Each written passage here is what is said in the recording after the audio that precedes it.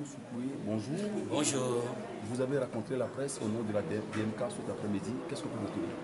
Oui, nous avons rencontré la presse ce jour du 15 février 2024, tout juste pour informer l'opinion nationale et internationale que la DMK, dans l'organisation de ses activités, compte organiser un meeting le dimanche 25 février à 14 h sur le terrain du bas-fond du collège Saint-Joseph.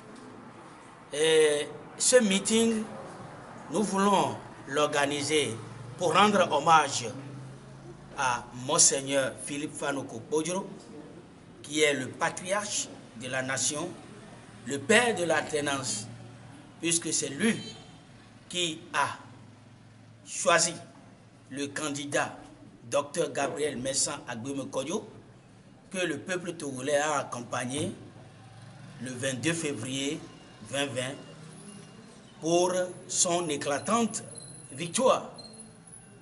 Voyant qu'aujourd'hui, le patriarche n'est plus de ce monde et que la dynamique qu'il a mise en place continue toujours de porter son nom et de travailler pour l'alternance effective au Togo, il est de notre devoir, dans l'organisation de nos activités, puisque vous n'êtes pas sans savoir que depuis le mois de juin, nous avons entamé une tournée nationale en commençant par le Cloto, Pelé et Balimé.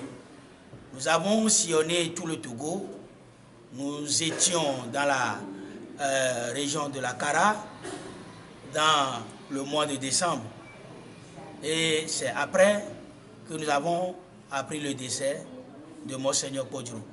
Alors, nous nous sommes dit, avant de continuer notre tournée nationale, il est de notre devoir de revenir à Lomé, lui rendre un grand hommage et ensuite continuer notre tournée dans les savanes avant de revenir dans le Grand Lomé pour terminer le programme que nous avons déjà conçu et qui est connu de l'administration territoriale de notre pays. Par rapport au processus électoral, vous avez eu une position au niveau de la DMK? Oui, par rapport au processus électoral, nous avons comme ligne de conduite le règlement du contentieux électoral du 22 février 2020.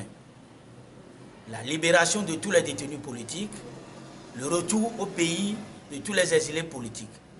Ce sont les conditions que nous avons posées pour ce qui concerne notre participation aux élections législatives et régionales.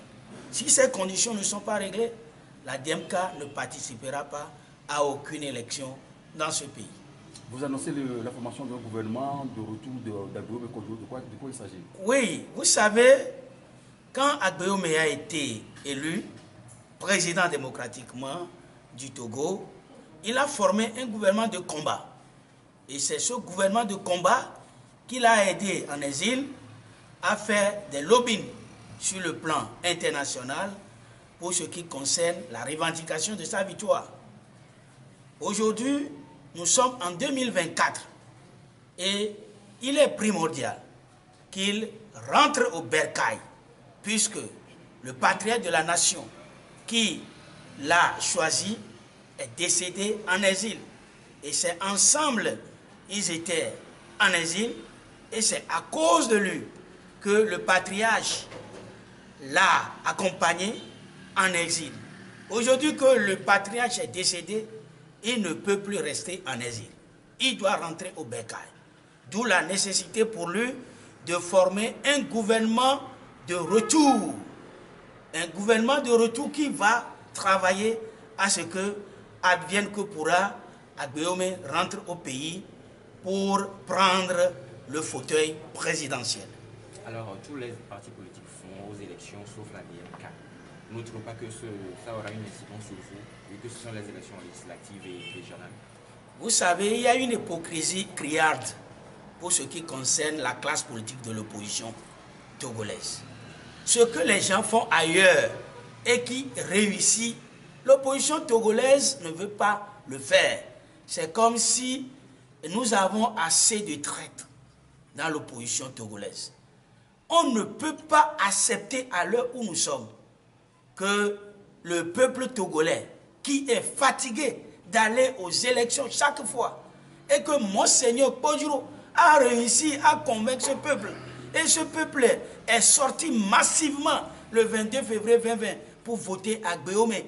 Et on va laisser cette victoire comme ça. L'opposition togolaise n'a pas soutenu Gbéomé Kodjo. Sinon, on n'en serait pas ici aujourd'hui. Gbéomé devait prendre le pouvoir depuis. Mais, clopin, le lobbying que nous avons fait à l'international fera aujourd'hui que Gbéomé va regagner le Togo pour prendre le fauteuil présidentiel. Merci. Et organiser les élections législatives et régionales. Pas M. Fogna Singbe, parce qu'il n'a pas gagné. Il ne revient pas à M. Fogna Singbe d'organiser une élection quelconque dans ce pays, parce qu'il n'a pas gagné. C'est un président illégitime et illégal. Merci.